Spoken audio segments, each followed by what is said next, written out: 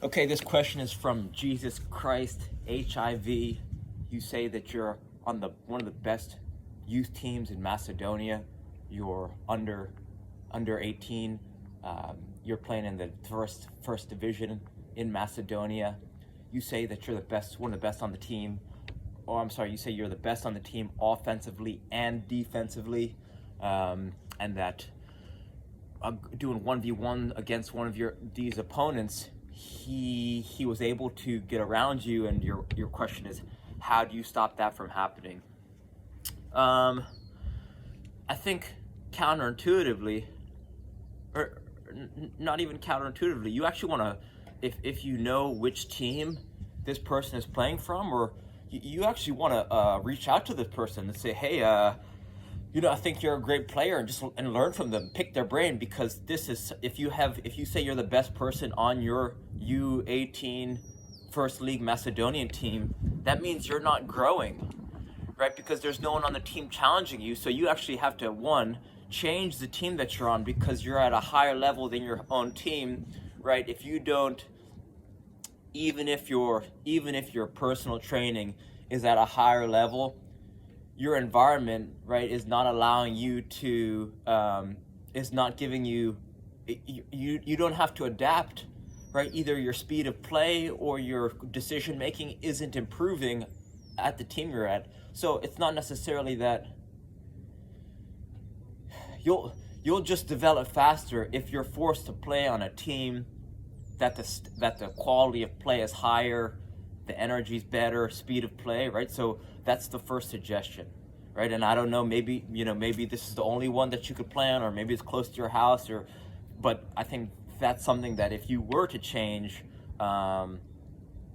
then it might be better for the future, right? Because you're in the prime, right? You should, if you're at the, right, like I tried out for the Metro Stars U18 team when I was 15 years old, and I made the reserve team. So I was playing 3 years above my level. So you want to try out for the Macedonian U21 team, like the Macedonian, regional national team. So you got to see if you can push it, right? And then only until you kind of test your limit will you really know where you fall. They say, like, when you're doing a bench press, you can only measure your true force when you can't even move it an inch, right? So,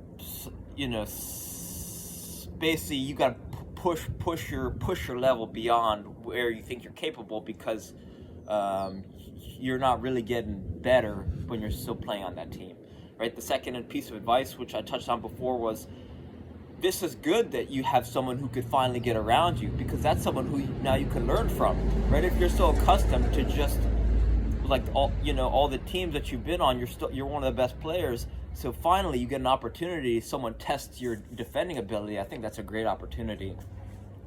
I had to defend against this player. His name was Ryan Finley.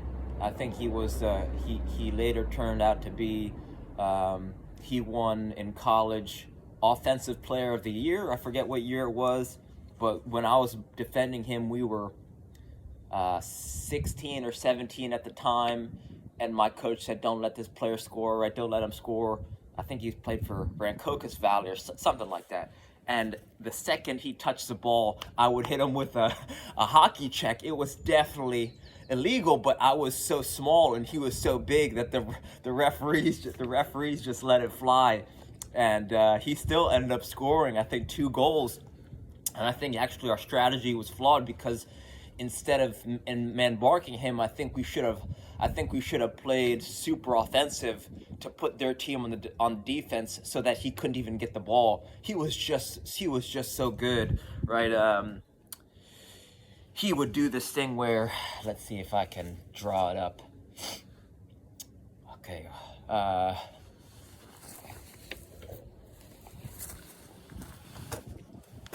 Let's say that's the defense.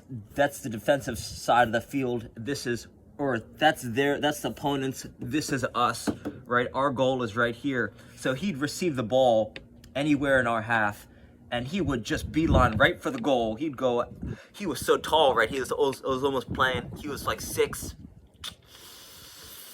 he was at least 6 feet tall, right?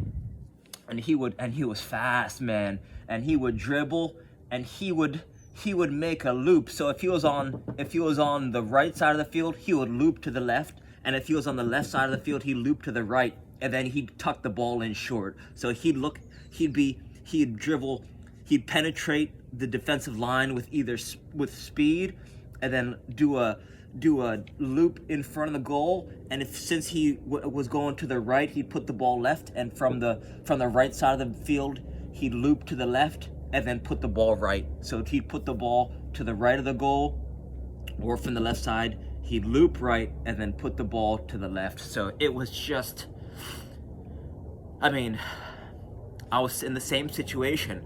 We were one of the best teams in the league. I was easily the most violent, physical, and skilled player on the team, and I couldn't defend him. He was just too good. But I never reached out, right? I never spoke to him after the game. I should have said, hey, what do you do? Like, what's your training looking like? Or, how come this? Or just, you gotta be curious and you gotta be humble, because that's when you're really gonna see your development improve. They say Muhammad Ali, he would write to the best trainers in the world and say, my name is Muhammad Ali. I wanna meet you because I wanna be the best in the world. And all of them would write back because he was genuine, he was humble enough, because he was also brave enough that if they didn't respond positively, or they said, hey, I have too many clients, I can't train you, right? So you gotta be okay with someone's turning you down, or rejecting you. So it takes some humility to do that. So, right, anytime you have an opportunity where someone does something in a game that challenges you, or that you've never seen before, you gotta reach out and ask them, how did you do that? Or can you show me something? Because if you're genuine about it, then I think anyone will really open themselves up to you, because the best players always want to help. I think 99% of the best players always want to help other players grow, right? So hopefully some of these ideas help, and reach out with any questions. All right, thank you.